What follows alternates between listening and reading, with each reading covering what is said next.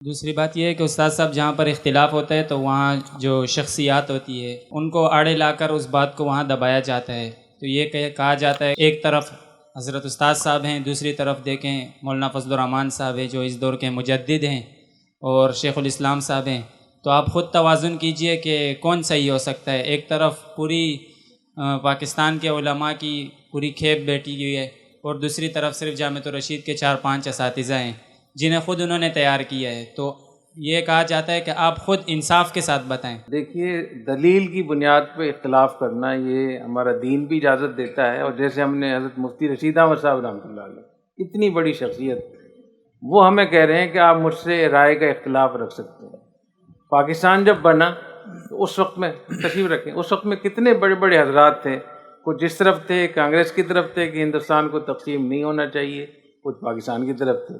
پھر پاکستان بننے کے بعد کتنے مواقع میں اختلافات ہوئے ہیں. خود جمعیت علماء اسلام کے کتنے حصے، جمعیت علماء اسلام جمعیت علماء اسلام سمیلا گروپ، جمعیت علماء اسلام سینئر گروپ، جمعیت علماء اسلام قادری گروپ، جمعیت علماء اسلام نظریاتی گروپ، جمعیت علماء اسلام حقیقی گروپ. 6 تو صرف جمعیت علماء اسلام میں.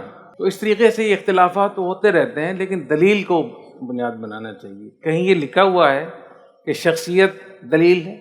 اگر شخصیت ہی دلیل ہے تو پھر ہم تو بالکل ایسے ہو جائیں گے. بالکل تو شخصیت کا ادب احترام الگ ہے، لیکن جب بات ہوگی تو وہاں دلیل مانگی جائے گی ان سے. تو دلیل کی بنیاد پہ اپنے استاد سے اختلاف کرنا، صاحبین نے، امام ابو یوسف نے، امام محمد رحمۃ اللہ تعالیٰ نے اپنے استاد سے اختلاف کیا نہیں کیا.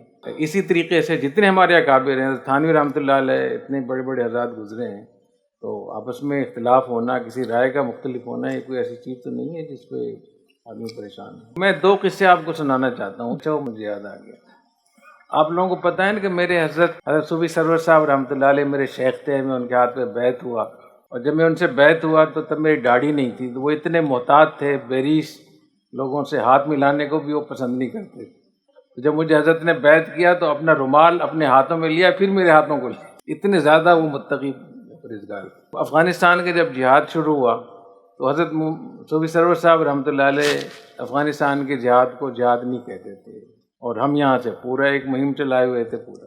تو حضرت کو کسی نے بتایا کہ یہ میرے بارے میں کہ آپ کا شاگرد بھی ہے، خلیفہ بھی ہے، آپ کا مرید بھی ہے، اور یہ تو بہت بڑی تحریک چلا رہے ہیں پوری اس کے لیے.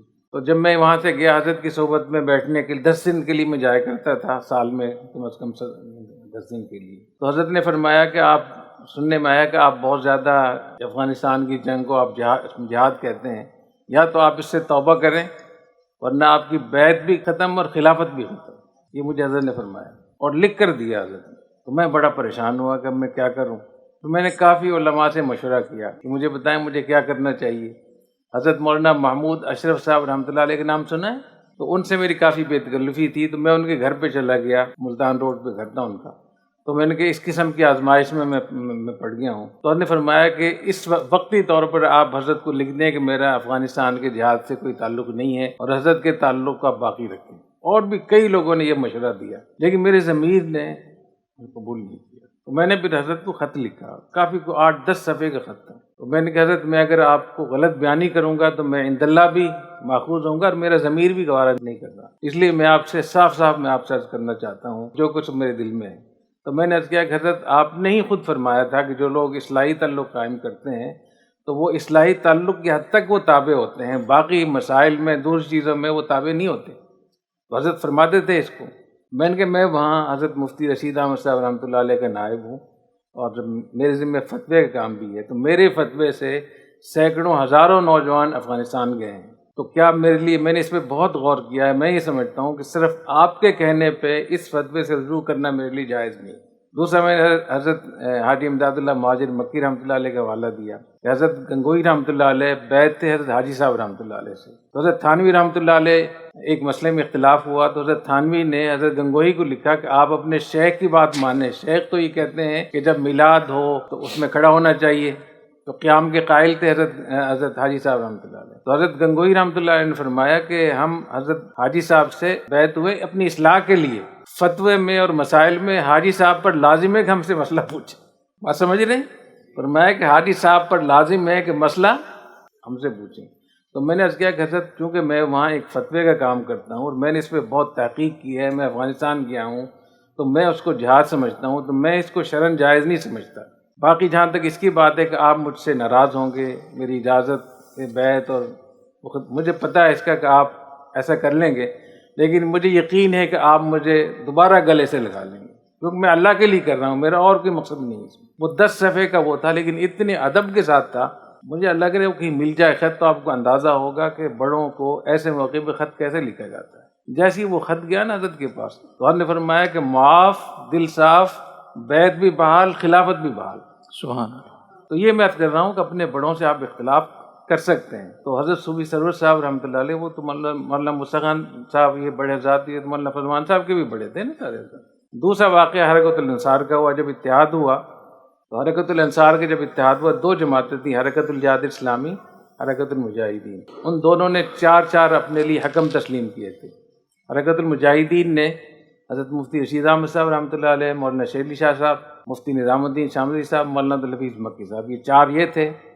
حرکت الجہاد اسلامی والوں نے حضرت مفتی رفیع عثمانی صاحب، حضرت مولانا نسیم اللہ خان صاحب، سید نفیس شاہ صاحب اور مولانا اسد تھانوی صاحب۔ جب ہمارا پہلا اجلاس ہوا تو اس سے ان حضرات کو اندازہ ہوا کہ یہ بہت مشکل کام ہے اور بہت لمبا چلے گا، 1 ہفتہ کم از کم ہوگا۔ تو ہمارے بڑے حضرات نے کہا کہ اگر اس کے ہم مختصر کر لیں، سب لوگ اس میں مصروف نہ ہوں، 1 ہفتہ تقریباً لگے گا۔ تو حضرت مفتی رشید احمد صاحب رحمۃ اللہ علیہ، ڈاکٹر شیر علی شاہ صاحب رحمۃ اللہ علیہ، مفتی نظام الدین شاملی صاحب رحمۃ اللہ علیہ اور مولانا عبدالحفیظ مکی صاحب رحمۃ اللہ علیہ، انہوں نے لکھ کر دے دیا کہ ہماری طرف سے استاد صاحب نمائندے ہیں، جو ان کا فیصلہ ہوگا ہمارا فیصلہ ہوگا۔ اور ادھر سے وہ حضرات شریک تھے، مولانا رفیع صاحب بھی تھے، مولانا نسیم اللہ خان صاحب بھی تھے، شاہ صاحب بھی تھے، مولانا صاحب۔ اب ادھر میں اکیلا اور ادھر وہ 4 حضرات۔ 1 ہفتہ ہماری بحث ہوئی تو آخر میں ہمارے ان حضرات نے بڑی کوشش کی، وہ سمجھ رہے تھے کہ تو مجھے تھوڑا انہوں نے کہا بھی آپ اس کو ہماری بات مان لیں۔ میں نے کہا مجھے سمجھ میں نہیں آ رہا تو میں کیسے مانوں، تو میں تو ان 4 بزرگوں کی طرف سے نمائندہ ہوں۔ تو پھر وہاں اتنا زیادہ مجھ پہ پریشر ڈالا گیا تو میں نے اس کی حضرت اتنے پریشر میں تو طلاق بھی نہیں ہوتی ہے، طلاق مکرہ ہوتی ہے نا، مجبور آدمی کو اگر گن پوائنٹ پہ طلاق لی جائے وہ طلاق نہیں ہوتی۔ تو میں نے کہا حضرت اتنی آزاد مجھ پہ آپ لوگ زبردستی کر رہے ہیں تو میں اس کو صحیح نہیں سمجھتا۔ لیکن ان حضرات نے کہا کہ نہیں آپ کو دستخط کرنا ہوگا، آپ کر دیں دستخط، ہمیں پورا شرح صدر ہے۔ تو میں کسی بہانے سے نکل گیا اور دارالعلوم میں چھپ گیا۔ تو صدر صاحب نے پھر مولانا زبیر اشرف صاحب کو کافی لوگوں کو بھیجا کہ ڈھونڈو کدھر ہے، تو 1-2 گھنٹہ مجھے ڈھونڈتے رہے کہ میں نہیں ملا، ایسی جگہ چھپا تھا مجھے خیال تھا کہ یہاں کوئی نہیں آئے گا، اور میں پھر ٹیکسی پکڑ کے واپس آ گیا۔ بعد میں حضرت نے مجھے بہت شاباش دی، فرمایا کہ میں آپ سے اگر آپ دستخط کر دیتے میں آپ کو فارغ کر دیتا۔ تو اتنے بڑے بڑے حضرات کے سامنے بھی اللہ نے مجھے ایک توفیق عطا فرمائی، ادب کے ساتھ ہاتھ باندھ کر اپنے موقع پہ قائم رہنا۔ ایک دفعہ ایسا ہوا، یہ میرے خیال میں 1993 کی بات ہوگی، 1992-93 میں جامعہ فاروقیہ گیا تو اس زمانے میں بھی میرے ساتھ محافظین وغیرہ ہوتے تھے، 2-3 تھے ہمارے محافظ۔ مولانا نسیم اللہ خان صاحب رحمۃ اللہ علیہ اس کے قائل نہیں تھے کہ محافظ وغیرہ، اس بعد میں قائل ہو گئے تھے، شروع میں قائل نہیں تھے۔ تو حضرت نے پھر میری جو کلاس لی نا صحیح طریقے سے، 1.25 گھنٹہ اساتذہ بھی بیٹھے ہوئے تھے وہاں چمن میں، فرمایا کہ یہ کیا آپ لوگوں نے شروع کیا ہوا ہے، ہتھیاروں کو لے کر پھر رہے ہیں، اور 1.25 گھنٹے کے بعد حضرت نے فرمایا کہ آپ کے چہرے سے معلوم ہو رہا ہے کہ آپ پر کچھ اثر نہیں ہوا۔ میں نے کہا جہاں تک آپ کی بزرگی اور شخصیت ہے، جو میرے دل میں ادب احترام ہے، اگر آپ میرے سر میں جوتے ماریں گے تو میں اپنے لیے سادہ سمجھوں، لیکن جہاں تک اس کی بات ہے کہ ہمیں خطرات، ان کو خطرہ نہیں تھا اس لیے وہ سمجھ رہے تھے کہ ویسے ہی انہوں نے شروع کیا ہوا ہے۔ تو ایک شرعی مسئلے کے طور پہ میں اس کو کر رہا ہوں، تو اگر اس طریقے سے مجھے اطمینان ہوگا تو میں چھوڑ دوں گا۔ کچھ دن کے بعد جامعہ بنوریہ میں سالانہ اجلاس تھا تو مفتی نعیم صاحب نے مجھے کہا کہ اس دفعہ آپ ضرور آئیں گے، بہت اصرار کیا۔ میں نے کہا میں آؤں گا لیکن میں اسٹیج پہ نہیں، میں بیٹھوں گا۔ تو ان کا ٹھیک ہے۔ تو جب اسٹیج پہ میں گیا تو حضرت مولانا نسیم اللہ خان صاحب تشریف رکھتے تھے، میں پیچھے چھپ کر بیٹھ گیا کیونکہ میرے ساتھ تو وہ پسٹل وسٹل لگا ہوا تھا نا پورا۔ میں نے کہا حضرت کے سامنے جاؤں گا تو پھر حضرت کو تکلیف ہوگی، تو اتفاق سے حضرت نے پیچھے دیکھا، میں تم یہاں بھی آ گئے ہو۔ ایک دفعہ مجھے حضرت مولانا یوسف الجانی صاحب رحمۃ اللہ علیہ، ان کے پاس میں کسی مسئلے کے لیے گیا تو میں نے وہ کمانڈو کپڑے پہنے ہوئے تھے پورے نا، کمبل جیسے، میں رہتا اسی تھا پورا۔ تو حضرت نے مجھے فرمایا کہ مجھے ایک ہی آدمی سے توقع تھی کہ حضرت مفتی صاحب کے وہ نائب بنیں گے آپ سے، اور آپ نے یہ کیا شروع کر دیا۔ پھر مجھے پکڑا، مجھے ایک تھپڑ لگایا بڑے زور سے میرے سار پہ۔ وہ پیار محبت کرتے تھے بہت زیادہ۔ تو 2-3 دفعہ ایسا ہوا، بعد میں پھر حضرت الحمدللہ راضی ہو گئے تھے، بہت مجھ سے محبت کرتے تھے۔ تو میں یہ عرض کر رہا ہوں کہ بڑوں سے دعائیں لیا کریں، اگر وہ تھپڑ ماریں، جوتے ماریں، لیکن آپ کے اندر جوتے کھانے کی صلاحیت ہونی چاہیے، پھر دیکھیں مزہ کتنا آئے گا۔ تو آج میں اپنے لیے اس کو فخر سمجھتا ہوں۔ کل مولانا نسیم اللہ خان صاحب نے مجھے ڈانٹا، صدر صاحب نے مجھے ڈانٹا، مولانا یوسف جانی صاحب رحمۃ اللہ علیہ، یہ میرے لیے بہت بڑی یاد ہے، یہ یادگار ہے بہت بڑی۔ تو میں یہ عرض کر رہا ہوں کہ جو آپ نے سوال کیا ہے نا کہ آپ علماء سے اختلاف کرنا تو اچھی بات ہے، بے ادبی کرنا، بدتمیزی کرنا یہ غلط بات ہے۔ اور اگر آپ اختلاف بھی نہیں کر سکتے، کوئی رائے رکھ ہی نہیں سکتے، آپ سمجھیں آپ ختم ہو جائیں گے۔ اگر آپ تحقیق نہیں ہے، ریسرچ نہیں ہے آپ کی، اور آپ کو آزادی نہیں ہے، تو پھر آپ تو کہیں کے بھی نہیں رہیں گے۔ اور اب دیکھ لیجیے گا انشاءاللہ تعالیٰ جامعۃ الرشید میں الغزالی بن گیا ہے کہ سارے ادارے جتنے تخصصات ہیں الغزالی میں جا رہے ہیں۔ الغزالی میں ہر طالب علم تخصص کا مقالہ لکھے گا پورا، وہ باقاعدہ کتاب ہوگی، تو ہر سال 200، 250، 300 تحقیق وجود میں آئے گی کتابیں، اور ان 250، 300 میں سے کم از کم 40-50 ایسی تحقیق ہوگی جو شائع کرنے کے قابل ہو۔ تو اگر آپ اپنے آپ کو اتنا ختم کر دیں گے، لکیر کے فقیر بن جائیں گے، بالکل یہ تو غلط ہے۔ اور بولنے کی اب میں آپ کو اجازت دے رہا ہوں، بولیں، کوئی نقصان ہو رہا ہے اس کا؟ کوئی نقصان نہیں، بلکہ مجھے مزہ آتا ہے کہ آپ لوگ بولیں۔